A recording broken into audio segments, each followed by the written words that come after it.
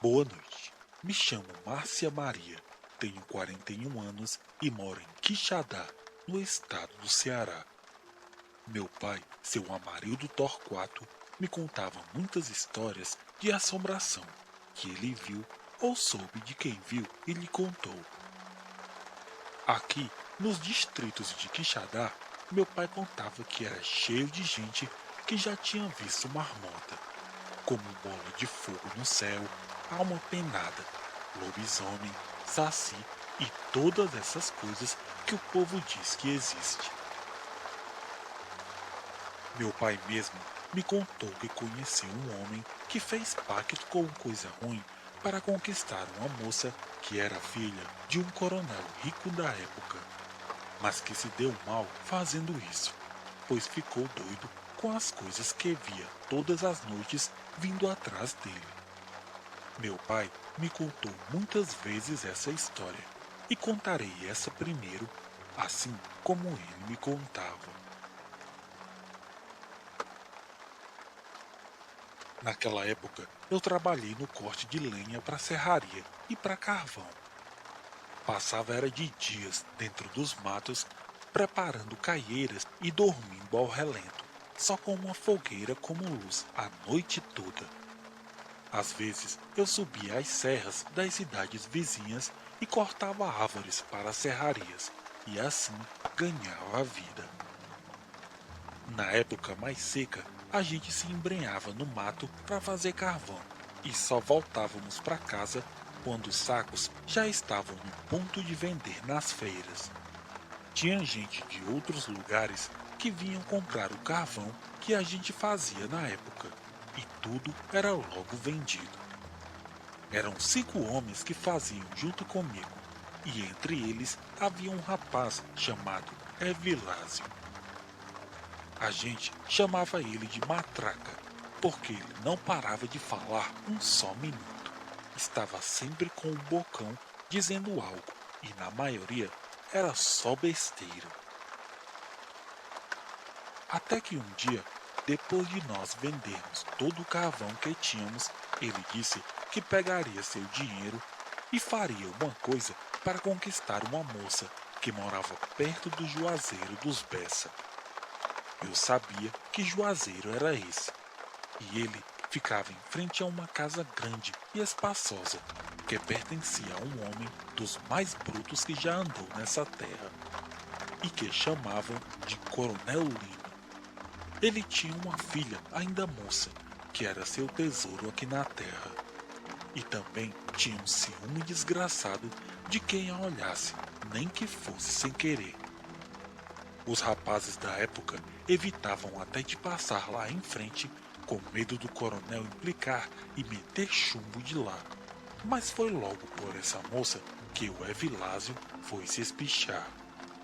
Ele pegou o dinheiro naquele dia e sumiu, e ninguém mais teve notícias dele por muito tempo. Passadas várias semanas, ele aparece em minha casa, magro e com uma aparência de doente, me pedindo um copo d'água e também me ajuda. Eu abro a porta para acudir o coitado, que a qualquer momento parecia que ia cair. Perguntei por onde ele tinha andado para estar daquele jeito, e o pobre respondeu: andei fazendo besteiras que me arrependo até hoje. Eu sabia que o coronel nunca me aceitaria como marido para sua filha, mas eu estava disposto a qualquer coisa para ter aquela moça.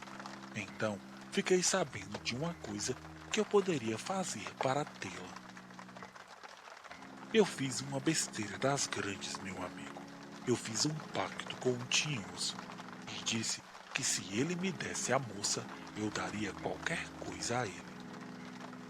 Mas desde que eu falei essa besteira, ando vendo coisas atrás de mim. Eu falei isso em uma encruzilhada à meia-noite, orientado por uma pessoa que eu paguei para me ensinar como fazer o tal pacto. Só que eu não ganhei nada do que eu queria, só medo e tormento. eu fico vendo um homem velho e seco vindo atrás de mim quando escurece. Ele me fala coisas que eu não entendo e está sempre a meu lado quando a noite chega. Eu fico vendo vultos também e eles não vão embora. Eu estou a ponto de fazer uma besteira comigo de tanto medo que eu sinto. Me ajude, meu amigo, me ajude. Eu não sabia o que fazer para ajudar. Nunca tinha passado por nada disso na vida, mas sabia quem poderia ajudar o coitado. Havia quase saindo do povoado uma senhora que o povo ia até sua casa para que ela rezasse. Ela se chamava Dona Neuza, uma senhora baixa de cabelos brancos e que nunca negava ajuda a ninguém. Levei o Evilásio lá e assim que chegamos, a senhora já foi logo dizendo: "O que tu fez da tua vida, hein, rapaz?" Eu me arrepiei inteiro quando ela falou isso e entramos na casa para ver o que poderia ser feito. Então ele contou mais coisas lá que foram difíceis de acreditar. Assim ele dizia: "Quando eu falei aquelas coisas na encruzilhada, senti algo atrás de mim, e quando me virei, estava esse homem velho que sempre vem atrás de mim quando escurece. Também vi coisas que eu achei que estava ficando louco.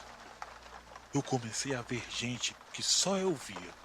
Eu estava voltando para casa quando vi uma mulher que parecia morta há muito tempo, mas ela estava ali, andando, e quando me viu, começou a me seguir.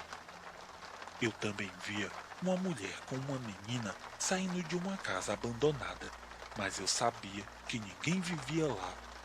A menina ficava rindo para mim e a mulher com a cara ruim, como se eu fosse o culpado delas estarem ali. Eu comecei a ouvir vozes, gritos e sopros dentro de meu ouvido. Não consigo mais dormir direito e não tenho mais paz.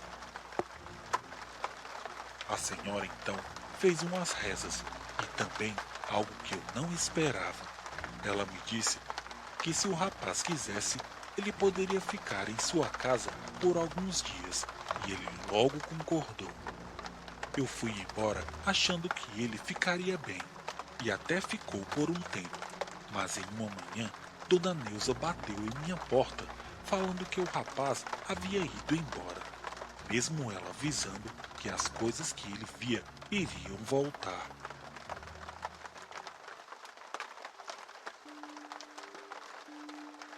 Depois disso, eu lembro de tê-lo visto por 2 vezes. Em uma, ele estava sentado embaixo de uma árvore, sujo e bêbado, e não falava coisa com coisa. E na outra vez, o vi conversando sozinho em um banco na frente de um bar. Depois, ele sumiu daqui e ninguém teve mais notícias. Dizem que ele foi para a capital e o mataram por lá, mas ninguém confirmou essa notícia. Outros falaram que ele entrou em uma mata e de lá não saiu mais. Dizem que ele não suportou ver a filha do coronel casar e foi viver bem longe, mas nenhuma dessas histórias nunca se confirmou. A verdade é que ninguém sabe o fim de Evilásio, o homem que via e ouvia coisas vindo atrás dele, depois que ofereceu a própria vida ao tinhoso.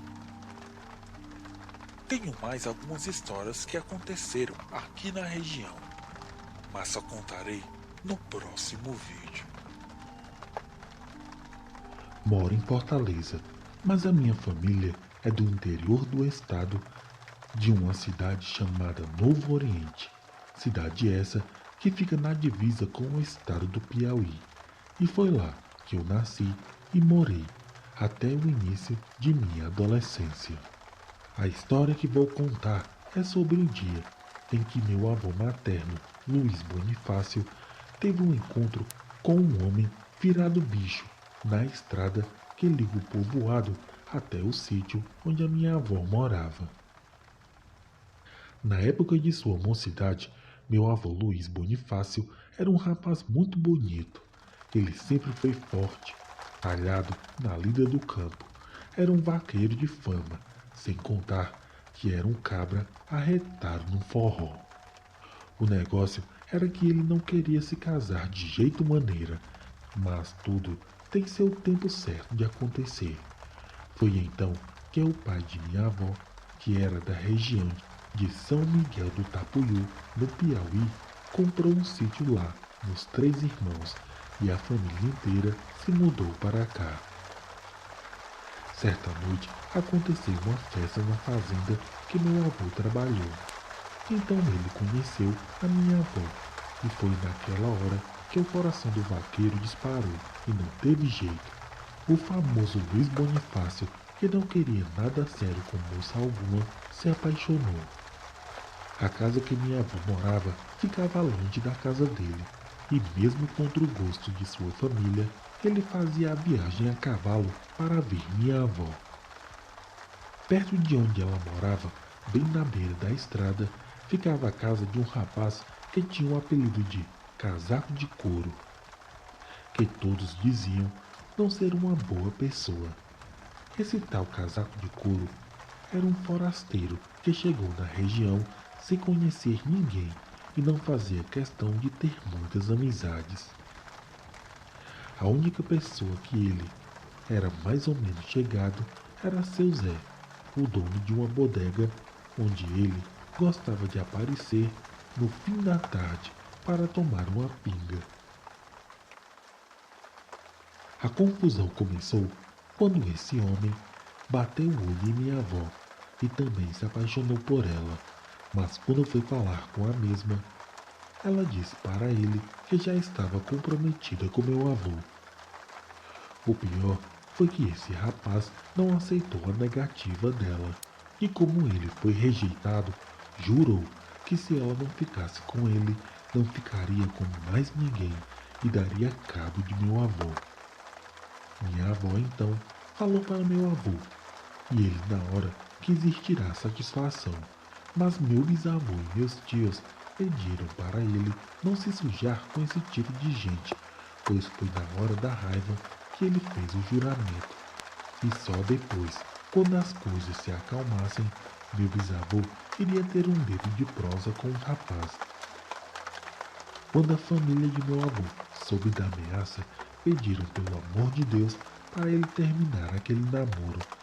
E nesse caso, não era só birra de minha avó, era porque toda a família temia que o rapaz, que jurou vingança, pudesse armar alguma emboscada durante as viagens noturnas que meu avô fazia indo e voltando, já que ele ficava na casa da moça até umas 8 horas e no mais tardar 9 da noite tinha que pegar o cavalo e voltar para casa.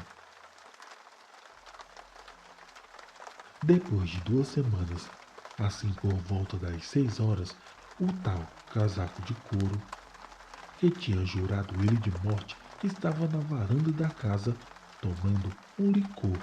Quando meu avô viu ele, ficou todo aperreado e foi logo perguntando que marmota era aquela. Mas meu bisavô pediu que ele se acalmasse, pois o rapaz havia ido lá pedir desculpas e queria fazer as pazes, pois tinha se arrependido da besteira que falou. Meu avô estendeu as mãos e ficou dito pelo não dito. E assim o rapaz se despediu, montou em seu cavalo e foi embora para sua casa. Minha avó, que sempre foi desconfiada, falou que embaixo daquele angu tinha caroço e que ela não acreditou muito nas prosas do rapaz. Então, tudo ficou em paz por um tempo. E depois de quase um ano, finalmente meu bisavô se conformou e minha avó começou a frequentar a casa deles e logo tomou conta do coração dos dois, pois minha avó sempre foi um amor de pessoa. Como naquele tempo o namoro era para casar, eles ficaram noivos, pois não era bom ficar muito tempo namorando, senão o pior acabava acontecendo. E uma moça pegar a barriga naquele tempo, sem ser casada, era um vexame sem tamanho para toda a família. Um dia de meio de semana, faltando um mês para o casamento, devia ser por volta de meia-noite. O povo da casa de meu avô acordou com alguém batendo na porta e chamando por ele. Quando eles levantaram, pegaram um lampião e foram abrir a janela para ver o que era. E do lado de fora estava o rapaz, o tal casaco de couro, que tinha jurado meu avô de morte. Ele disse que minha avó tinha passado muito mal e que o pai dela havia mandado um recado para ele ir com urgência, pois talvez daquela noite ela não passaria. O rapaz só fez dar o recado e saiu disparado, dizendo que iria buscar ajuda na casa de Dona Laura, que era uma curandeira que morava em um sítio distante 2 léguas da casa de meu bisavô. Meu avô ficou enlouquecido e disse que já estava indo até a casa de sua noiva. Meu bisavô desconfiou que aquela história estava mal contada, mas como meu avô era bem tempestivo, meu bisavô pediu que ele levasse pelo menos um punhal na cintura. Ele então vestiu a roupa, colocou um jaleco de couro, selou o cavalo e saiu disparado até a casa de minha avó. Ele passou pela bodega de seu Zé, mas já estava fechada. Então seguiu direto e então escutou uns barulhos que pareciam que tinha alguém se aproximando dele. Na hora, ele pensou que fosse alguma pessoa que estivesse indo também até a casa de minha avó, mas quando olhou para trás, viu que tinha um bicho preto, pouco maior que um bezerro, correndo atrás dele. Ele sentiu um arrepio e esporou o cavalo, mas o bicho era ligeiro demais e alcançou meu avô, bem em frente à casa do rapaz que tinha jurado ele de morte. O bicho passou direto e parou na estrada, e o cavalo refugou, empinou, e meu avô quase foi parar no chão. Aquele bicho ficou rosnando, depois se levantou e quando ficou em pé, devia ter quase 2 metros de altura. Os olhos da coisa pareciam que brilhavam em uma cor amarelada. Então ele deu um urro que meu avô quase que teve uma queda de nervos. Mas ele fez o sinal da cruz, tirou o punhal da bainha e segurou com a mão esquerda. O bicho então abriu a boca e dela saiu um som que parecia dizer algumas palavras. Então ele partiu para cima de meu avô. Com um susto, o cavalo disparou e o bicho foi correndo atrás. O problema era que mais à frente tinha um mata-burro. Meu avô teve que parar e descer nessa hora, e o bicho saltou sobre ele, que foi parar no chão.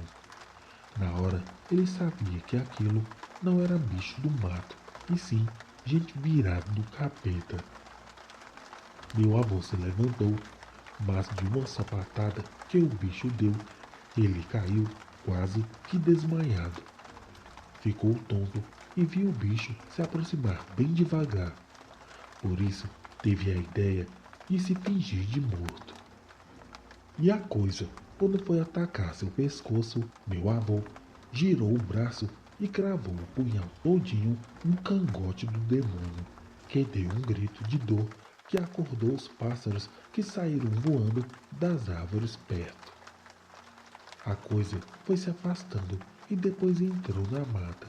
Então meu avô aproveitou e foi para a casa de minha avó. Mas quando chegou lá em frente, não viu movimento algum. Tudo estava escuro. Ele chamou por seu sogro, que escutou a voz dele e levantou para saber o que estava acontecendo. Então meu avô mostrou o jaleco rasgado e contou o motivo de ter ido até lá, e também que foi atocaiado na estrada. Graças a Deus, minha avó estava com sua saúde em dia e também não foram eles que mandaram o rapaz ir dar recado algum. O rapaz, desde essa noite, nunca mais foi visto. Porém, alguns dias depois, um homem que trabalhava na mesma fazenda que meu avô encontrou um punhal cravado em uma árvore na beira de um riacho onde eles geralmente levavam o gado para beber água. Meus avós dizem até os dias de hoje que era um rapaz que foi dar o recado quem virava bicho e tentou matar meu avô.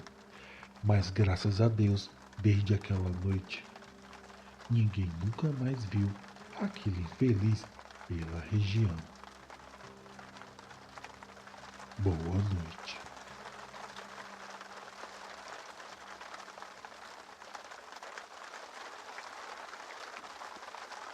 Boa noite.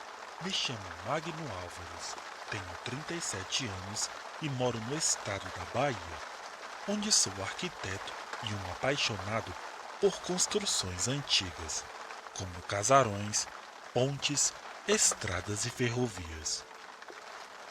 Sempre fui um admirador de coisas antigas e suas histórias, chegando a passar horas apenas admirando e imaginando como eram esses lugares quando eram usados ou habitados.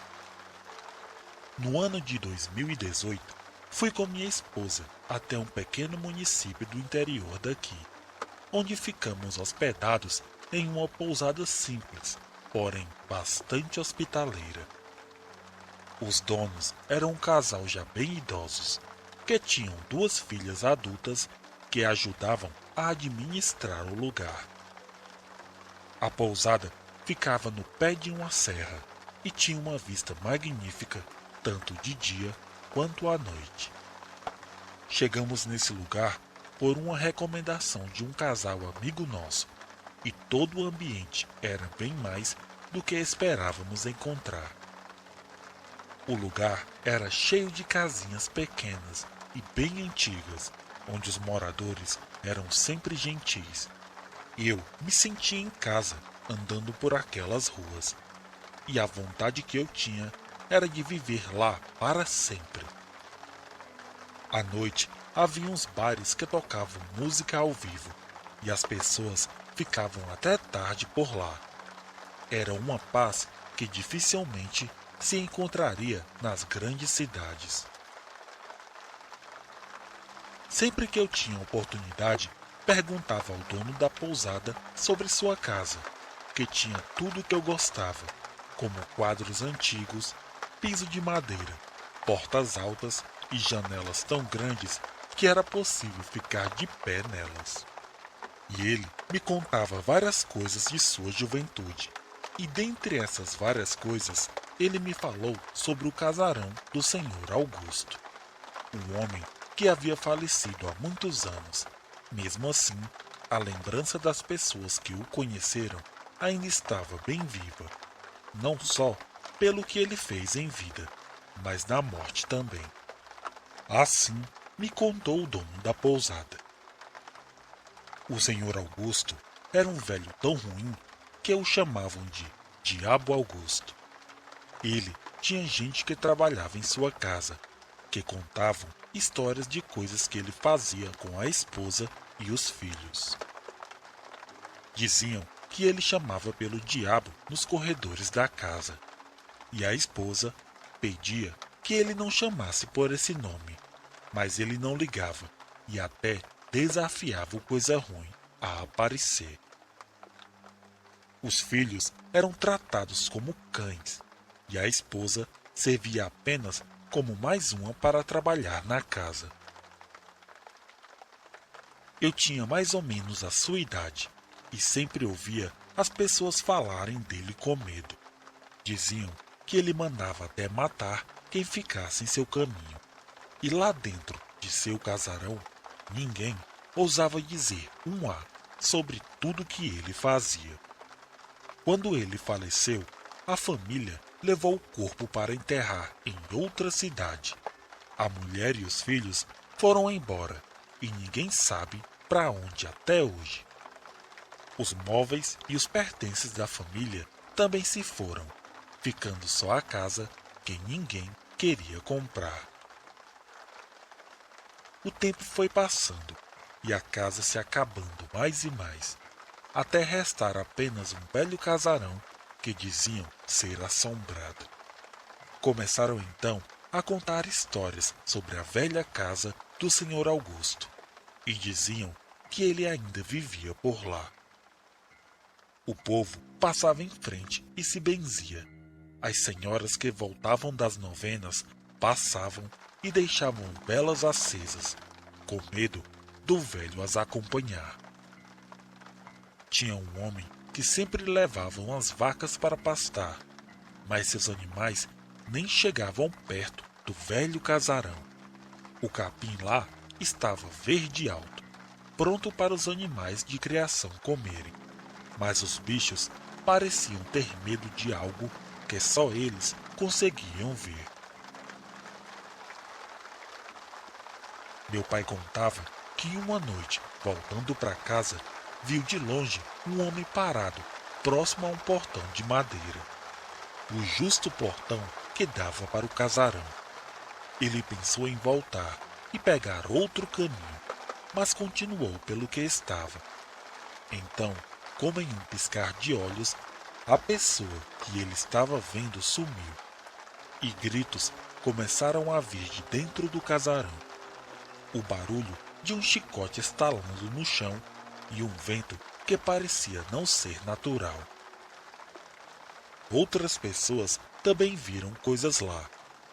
Falavam de uma sombra que passava entre as janelas, barulhos de coisas quebrando e até um lamento, como se alguém chorasse lá dentro.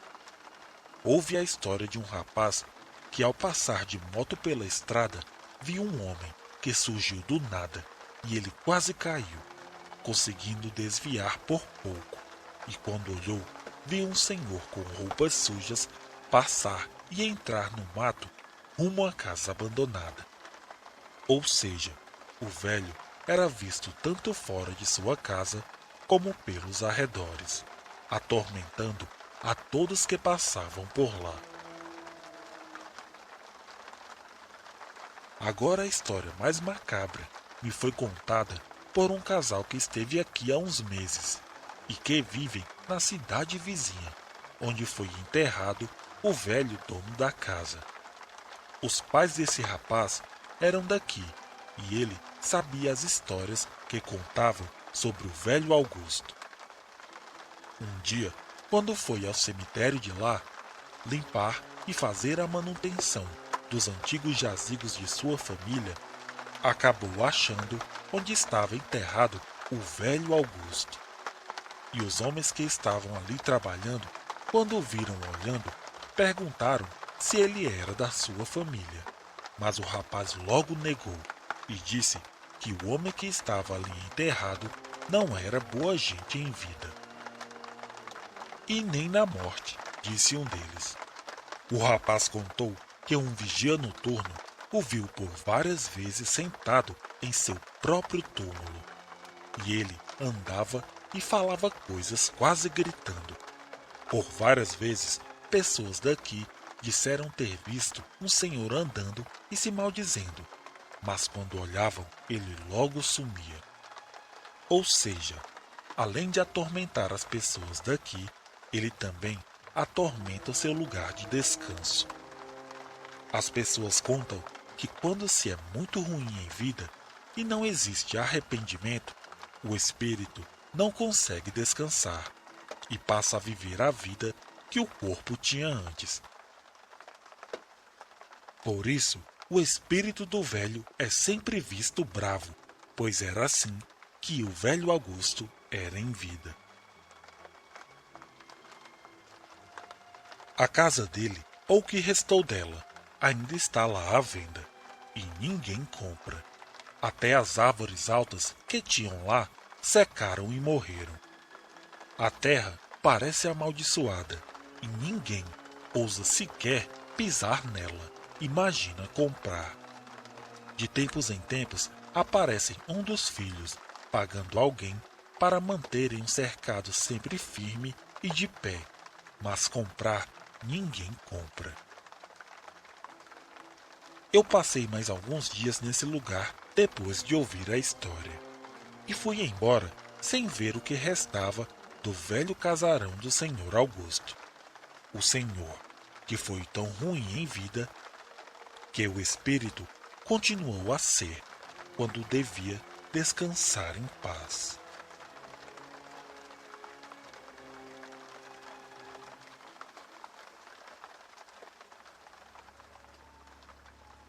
Boa noite. Me chamo Paulo Andrade. Tenho hoje 56 anos completados no início deste ano e moro aqui na área mais rural do estado do Rio Grande do Norte. Quando eu era mais moço, escutei muitas histórias por essas bandas. O povo sempre falou de assombrações, luzes que os seguiam, bolas de fogo nas matas e todas essas coisas. Mas o que eu e meu pai vimos foi algo bem mais violento e assustador. A casa que eu vivia naquela época é a mesma que eu moro hoje. Só que antes havia um quintal grande e à frente também tinha bastante espaço. Meu pai, como todo mundo da região, criava uns animais e tínhamos bem atrás de nosso terreno um açude, onde meu pai costumava colocar peixes para crescerem e serem pescados no futuro. Esse açude era bem escondido por árvores altas e mata, e só quem era da região sabia que ele existia, o que era bom, pois sempre havia peixes grandes a serem pescados. Alguns outros moradores também colocavam peixes pequenos lá, e assim nunca faltavam. Ao lado de minha casa viviam meus tios, e quando a noite caía, em fim de semana, era feita uma grande fogueira, onde todos sentavam ao redor para ouvir e contar histórias.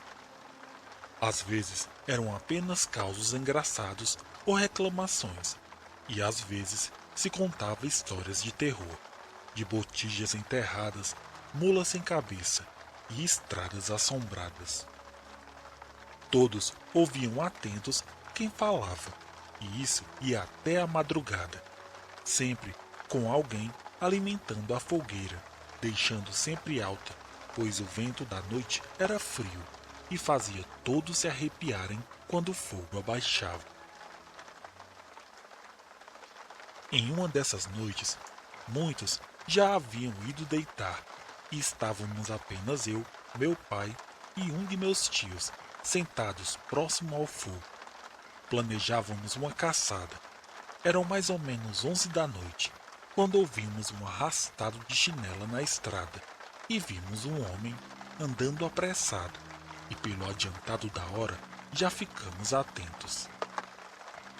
Então meu tio assobiou alto e o homem olhou, mas o que vimos fez todos ficarem de pé na mesma hora. Os olhos dele brilhavam no escuro, assustando todos nós. Meu tio pegou logo um pedaço de madeira com a ponta ainda queimando da fogueira, mas o homem apenas virou as costas e foi embora. Quando não o vimos mais, entramos em casa e meu pai falou: "Está errado. Isso não é coisa desse mundo."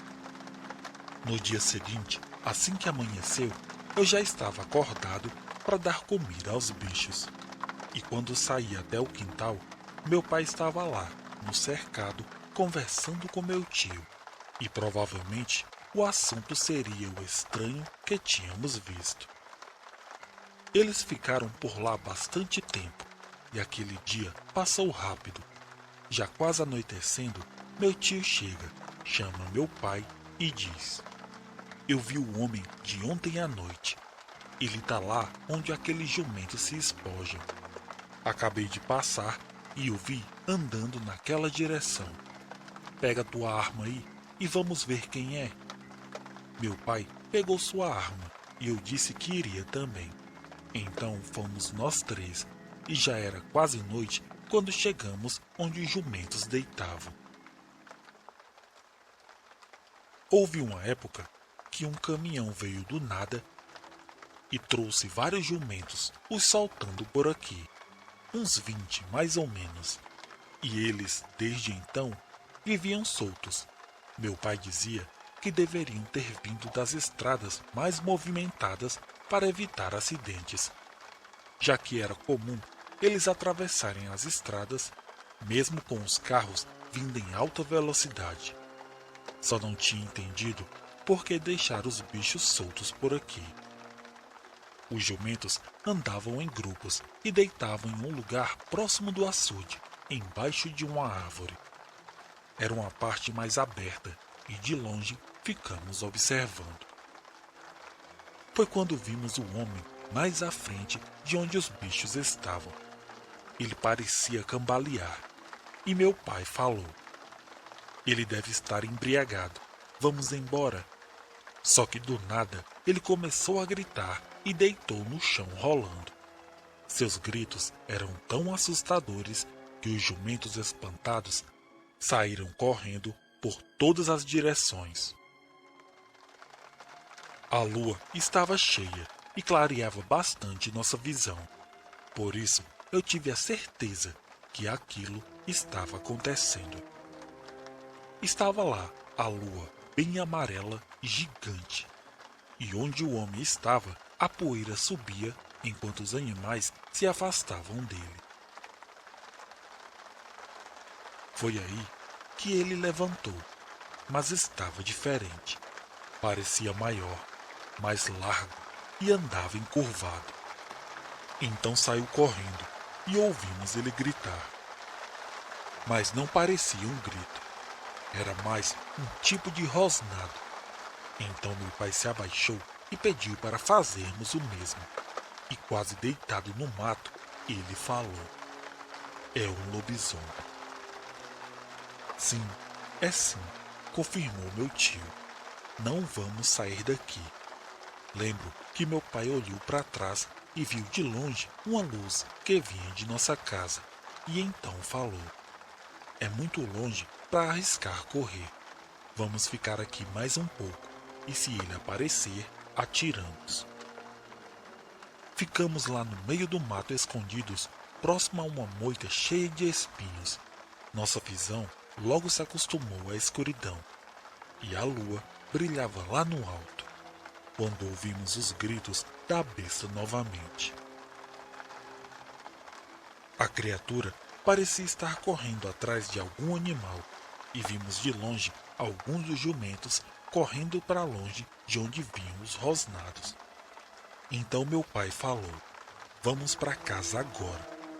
Corremos até chegar na estrada e depois até em casa, e lá ficamos até que fosse dia.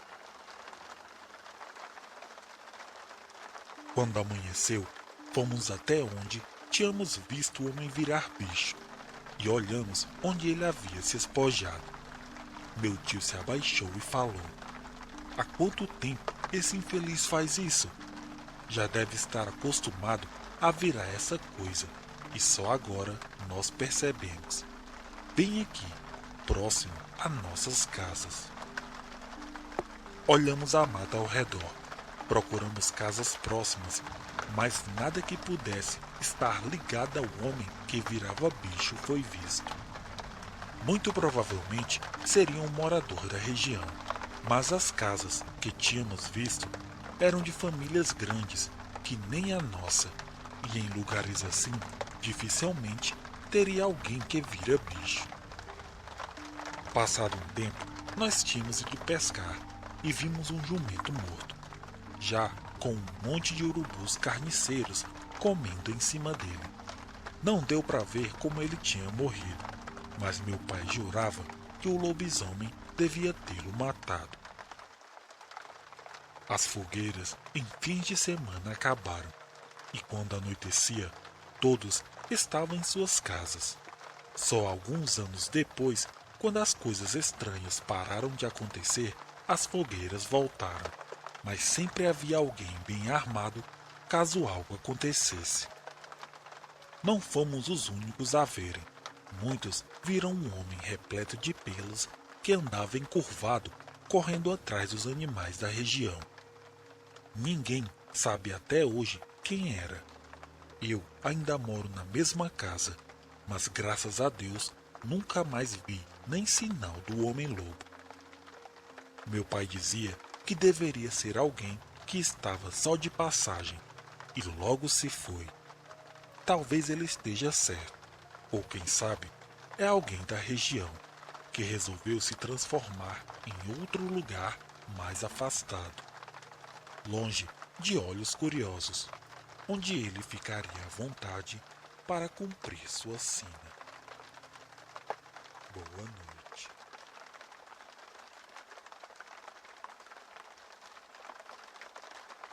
Eu apanhei um pano e retirei a frigideira de ferro fundido das brasas fumegantes à beira da fogueira.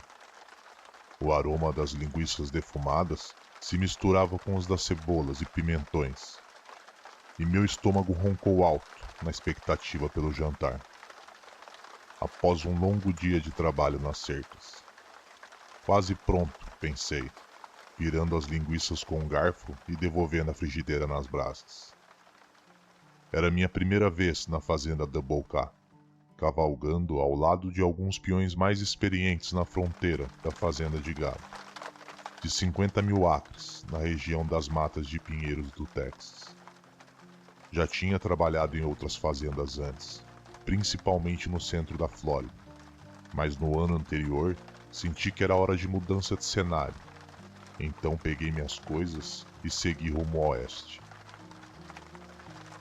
Achei um clima um pouco melhor e a paisagem um pouco mais variada, então gostei o suficiente. Já passava de 1 hora após o pôr do sol e tínhamos acabado de montar acampamento para a noite.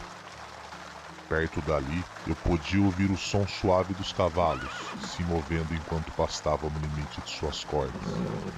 Acima de nós, bilhões de estrelas iluminavam o céu sem lua e sem nuvens. E eu podia ver as listras finas da Via Láctea se estendendo por aquele cobertor escuro. O ar tinha ficado frio com a partida do sol, mas estava bom depois de um dia quente de céu.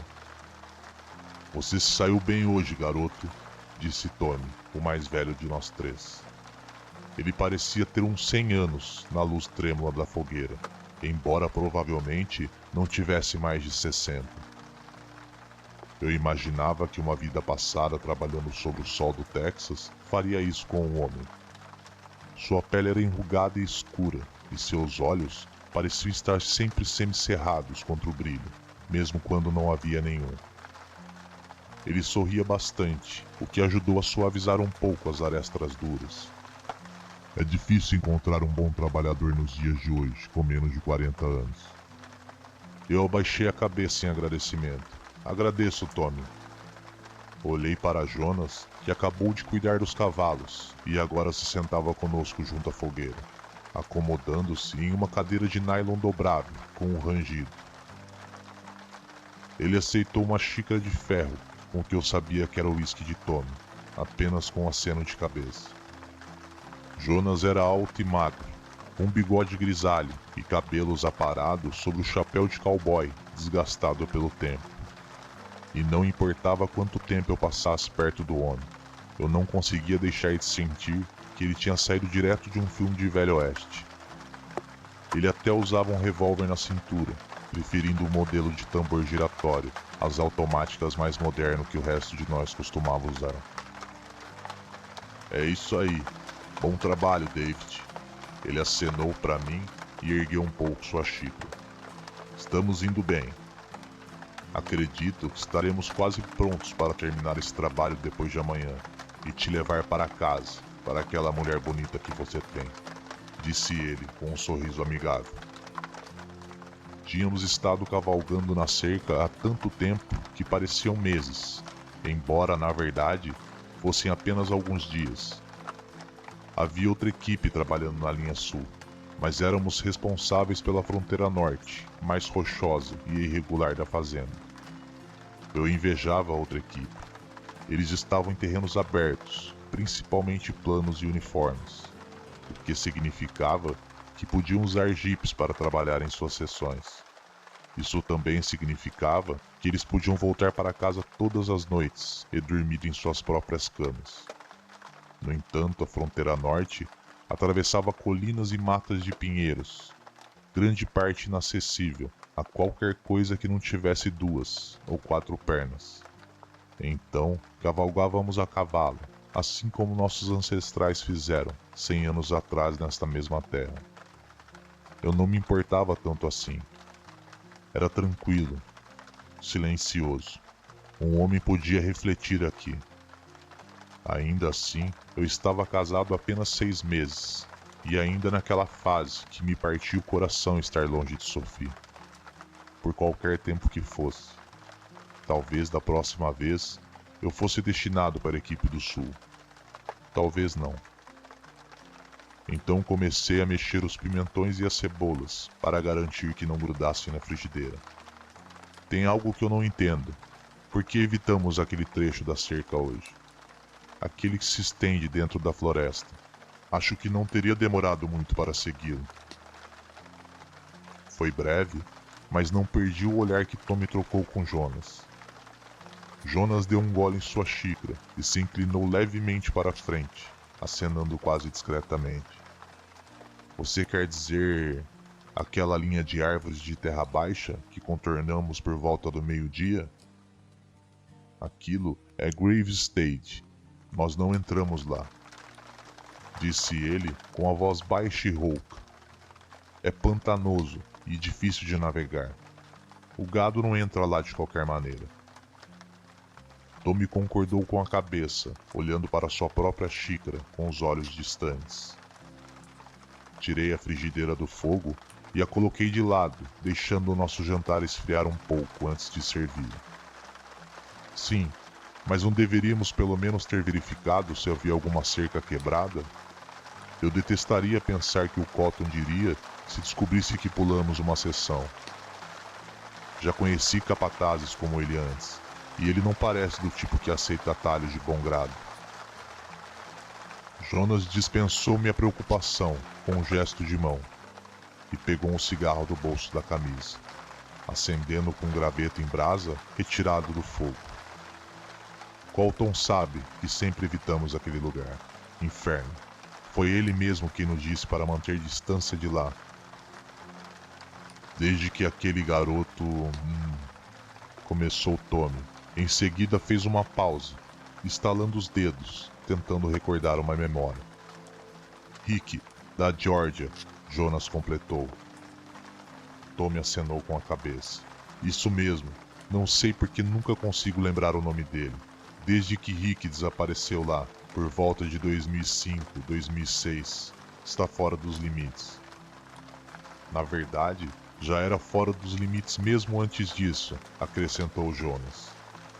Ele esvaziou sua xícara e a colocou de lado em sua cadeira.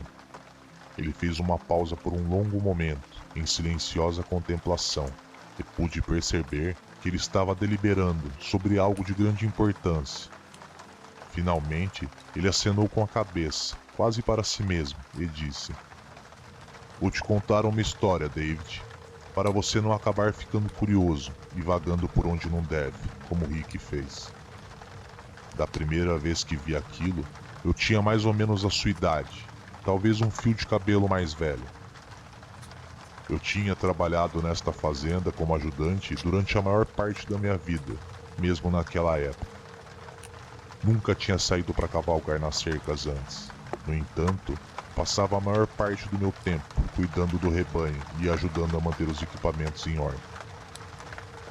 Um dia o antigo chefe Trent Jackson veio até mim e disse que eu me juntaria ao próximo grupo para percorrer a linha norte, já que o velho, que era o Nick Terry, havia adoecido e não se esperava que voltasse a montar tão cedo.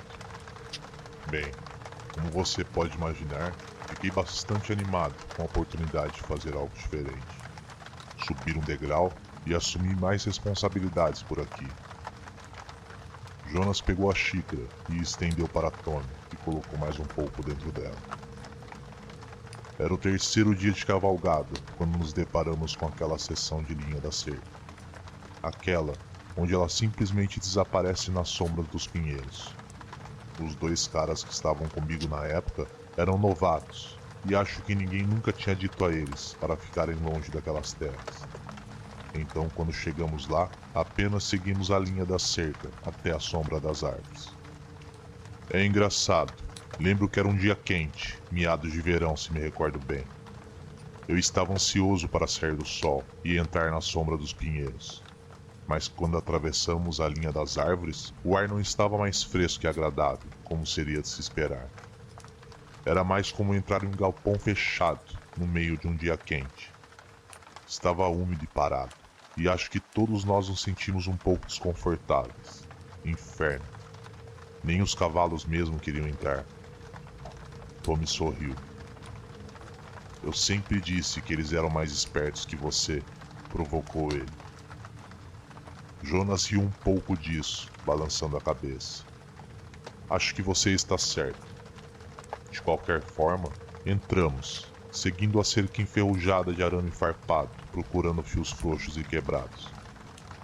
Mesmo naquela época, achei um pouco estranho que o gado nunca se aventurasse de volta para as árvores naquele local. Você já viu o solo ao redor daquela área? Está todo remexido por causa do pasto deles, até hoje. Ele me olhou e deu um sorriso forçado. E todos nós sabemos que as vacas não são as criaturas mais espertas que existem. Quantas vezes tivemos que ir à floresta oriental para trazer de volta alguns errantes que não conseguiam descobrir como sair depois de entrar. Ainda assim, algo os impedia de entrar naquela linha das árvores. Algo que eles podiam sentir. Bem, aquela linha de cerca continua por aproximadamente 1 quilômetro ou mais adentro daquela floresta escura. Antes de voltar em uma curva suave. Eu nem mesmo tenho certeza de quem diabos achou que era uma boa ideia colocá-la lá fora em primeiro lugar. Provavelmente um dos membros da família Kirkman, quando compraram essa terra, suponho. De qualquer forma, a primeira coisa que todos nós notamos foi que a cerca nessa área estava em um total estado de abandono, como não era visto há décadas. Jim Tillman, o líder do nosso grupo, fez uma observação sobre isso e imaginou que provavelmente voltaríamos aqui em algumas semanas para substituir toda a maldita cerca. Tínhamos suprimentos para reparo, não para a substituição de uma linha inteira, então apenas continuamos, certificando-nos de que não havia nenhum rompimento. Jonas pausou por um segundo, dando uma tragada em seu cigarro antes de continuar, com os olhos agora bem distantes. Bill foi o primeiro a notar. Ele sempre teve os olhos mais atentos entre nós. Aqui e ali, espalhados entre as árvores, havia esses pequenos ornamentos pendurados, de algum tipo, feito de gravetos, barbante e pedaços de ossos de animais. Quase como aqueles estúpidos apanhadores de sonhos que algumas pessoas penduram nos espelhos retrovisores, mas diferentes.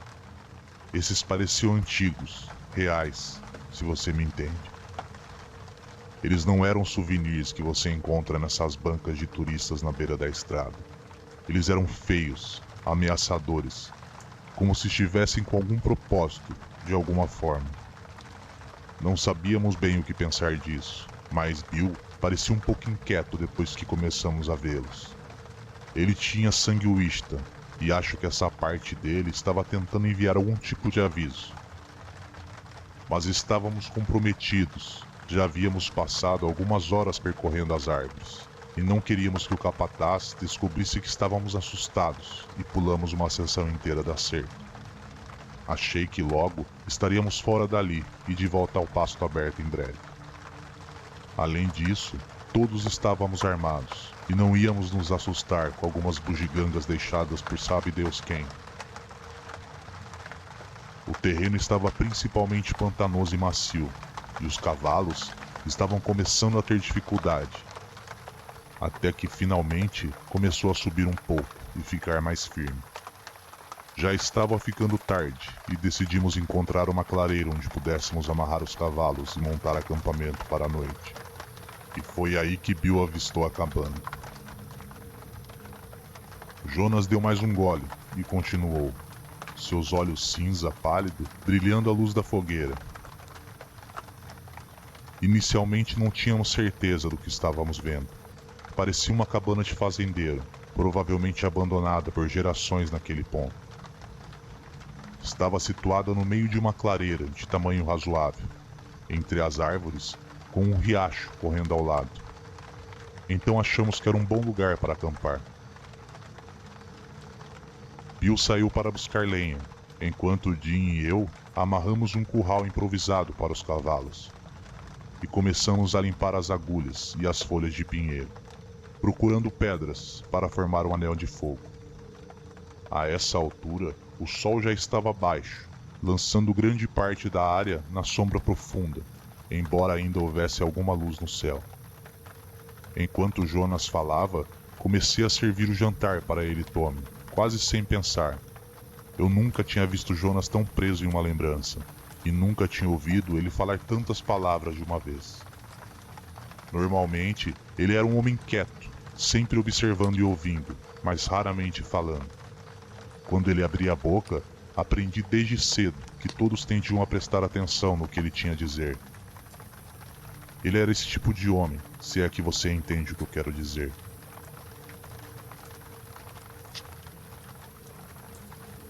Tínhamos terminado de preparar a área para dormirmos. Naquela época costumávamos dormir em colchonetes sob as estrelas. Já que isso era antes de inventarem todas essas barracas compactas e leves que temos hoje em dia. Bill ainda não havia voltado com a lenha, e imaginamos que ele estivesse tendo dificuldades para encontrar lenha seca e gravetos, em meio a toda aquela umidade e restos apodrecidos no solo que tínhamos visto. Enquanto esperávamos, Jim sugeriu que deveríamos dar uma olhada na cabana, antes que escurecesse completamente, só para ter certeza de que não havia ninguém lá dentro que pudesse nos causar problema durante a noite. Eu não achava isso provável, mas parte do nosso trabalho é garantir que não houvesse invasores na propriedade do Sr. Kirkman. Então, fui junto. Caminhamos até lá, talvez uns 20 metros de onde montamos o acampamento para passar a noite. Notei o que parecia ser uma corda trançada na frente da cabana, e pensei que talvez, em algum momento, ela tivesse sido esticada na porta, até que o tempo e o clima a fizeram se soltar e cair no chão. Era estranho, não se parecia com as cordas de cânhamo trançadas que usávamos. Era mais ornamentado, eu diria. A trança era intricada e pontilhada aqui e ali, com padrões feitos de miçangas. Lembro de me perguntar por que alguém colocaria uma corda em volta dessa pequena cabana. Mas não dei muita importância, para ser honesto. De qualquer forma, chegamos à porta e Jim estendeu a mão para abri-la.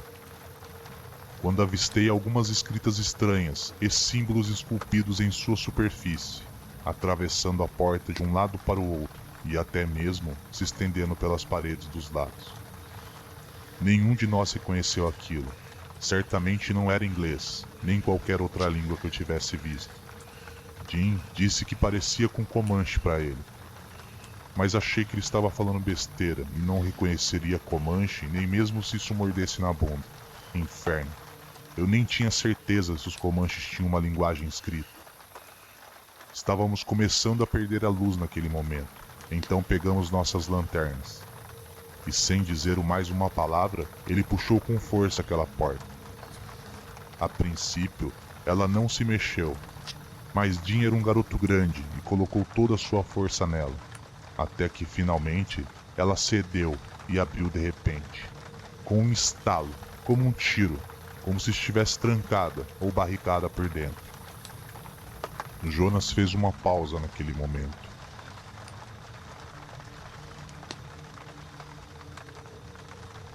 Colocando seu prato intocado no chão ao lado de sua cadeira e dando mais um gole em sua xícara.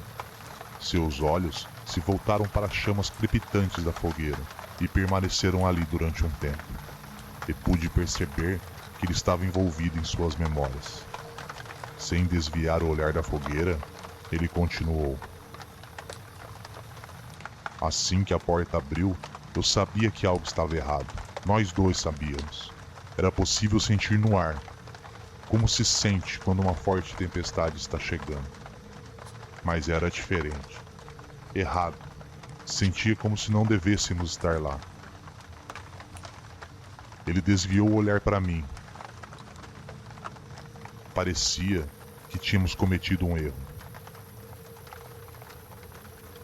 Comecei a me perguntar se Jonas estava me sacaneando. Você sabe, trolando com o novato e tudo mais.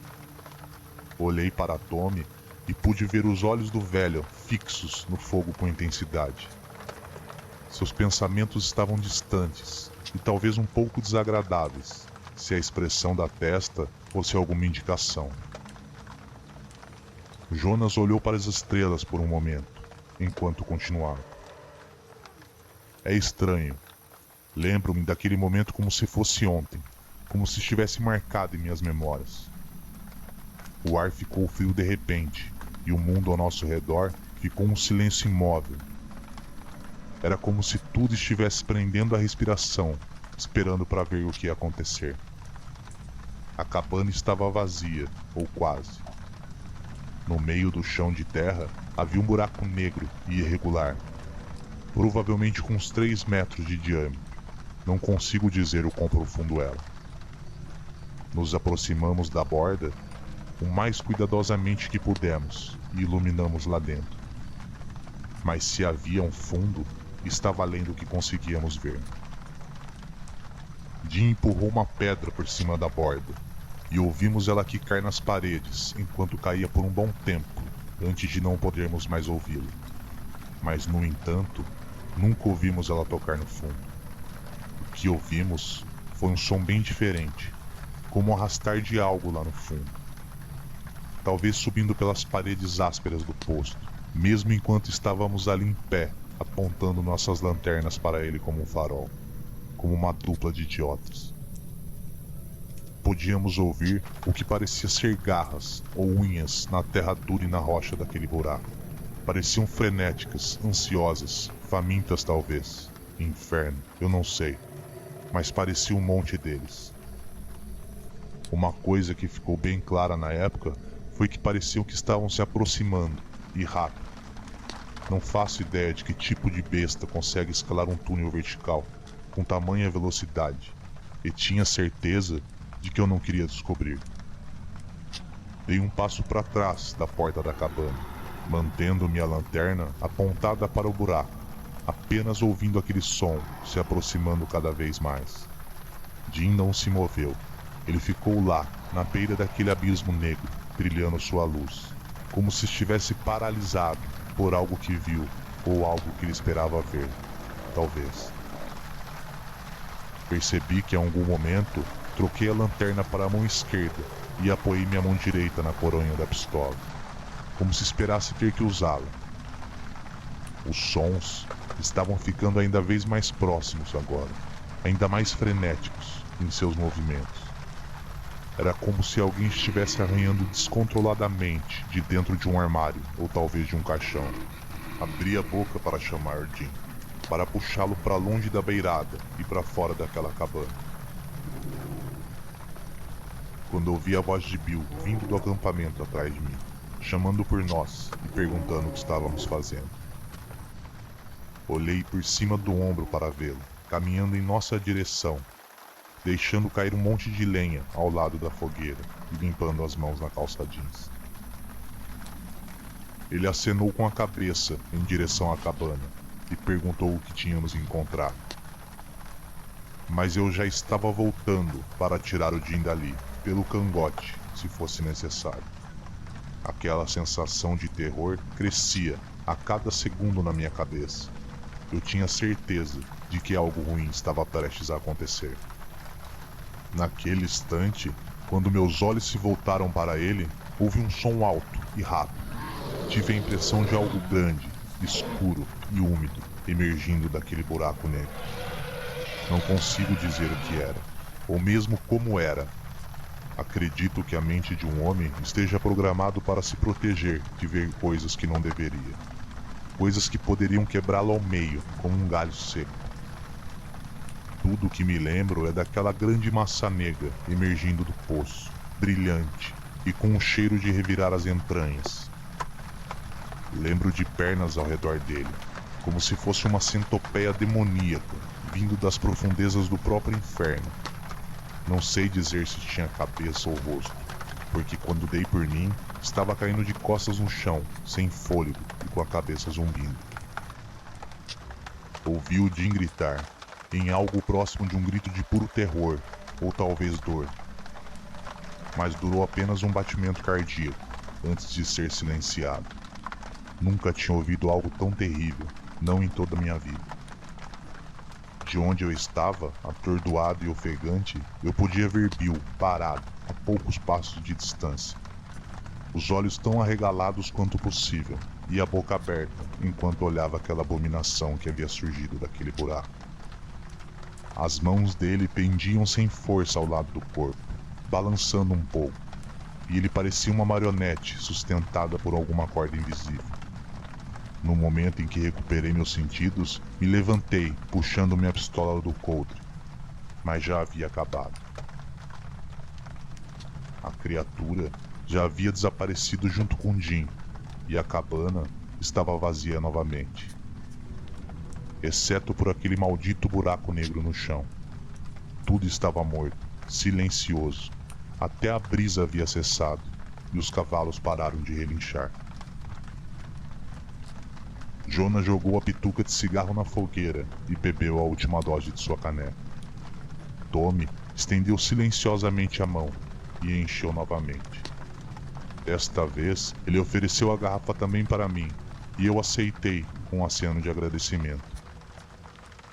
Jesus Cristo, Jonas, eu murmurei, meus olhos inconscientemente atraídos para a escuridão, além da luz da nossa fogueira, em algum som meio ouvido, que provavelmente era apenas minha imaginação. Isso é piada, certo? Você está só brincando com o novato. Tommy e Jonas trocaram um olhar que não consegui decifrar, uma conversa silenciosa entre dois velhos amigos. Jonas tirou o chapéu e passou a mão pela cabeça, alisando seu cabelo curto. Ele colocou de volta, inclinou-se para a frente em sua cadeira, seus olhos atentos e penetrantes, fixando-me com um olhar significativo. Eu queria tanto que fosse, filho. O velho Bill estava congelado no lugar, apagado. Nada que eu dissesse ou fizesse o tiraria disso. Tive que forçá-lo a subir em seu cavalo e sair dali no meio da escuridão da noite. Não havia como eu passar mais um maldito minuto perto daquele buraco e do que quer que estivesse lá embaixo, na escuridão. Voltamos para a casa da fazenda no dia seguinte, por volta do meio-dia. Naquele dia, o cabelo do Bill tinha ficado quase branco, como se alguém tivesse descolorido. Seus olhos estavam embaçados, a ponto de você não conseguir ver nada, além de duas bolinhas brancas, como leite naquelas órbitas. Um homem de 20 e poucos anos, e ele parecia ter 100 naquele momento. Ainda não tinha saído do transe em que se encontrava, o que os médicos chamavam de estado catatônico. Eles disseram que ele estava vivo, mas era como se não estivesse mais lá, se é que você me entende. Quero dizer, como se o que ele tivesse visto naquele instante o tivesse quebrado para sempre. Se ele ainda estivesse lá, eu imaginava que estivesse escondido em algum pequeno canto escuro, rezando para não ser encontrado.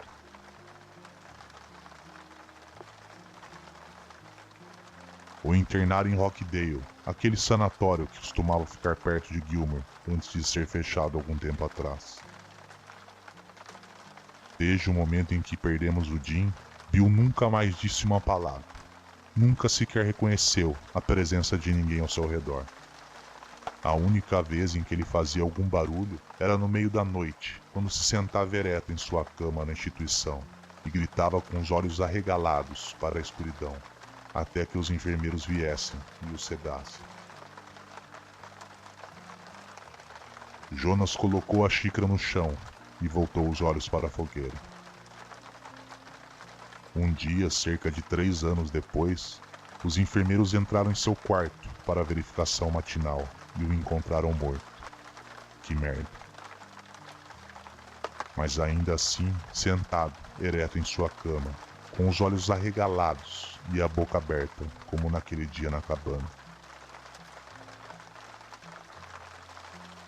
Eu ainda não tinha certeza de quanto acreditava nele, mas não tive a impressão de que ele estava mais tentando me enganar. Tudo sobre a história parecia real, como se ele estivesse puxando isso das suas memórias, não apenas inventando. O que diabos era aquilo? Perguntei. Aquela coisa no buraco. Jonas balançou a cabeça. Não tenho ideia. Os índios Caddo foram algumas das primeiras tribos a se estabelecerem nessas terras, mas eles têm histórias de uma raça ainda mais antiga que estava aqui muito antes deles. Uma tribo antiga com costumes antigos, que os Caddo nem mesmo mencionam pelo nome, como se tivessem sido evitados. Eles sussurravam histórias sobre sacrifícios humanos e comunhão com o mundo abaixo, e invocavam deuses ancestrais para devastar seus inimigos. Esse tipo de coisa. Talvez fosse isso. Algum deus antigo que eles invocaram. Diabos. Talvez seja a razão pela qual eles não estão mais aqui por perto. Talvez eles tenham ido longe demais, agarrando algo além do seu controle. Talvez não. Tudo o que sei é que não vamos mais para as árvores de Gravestand.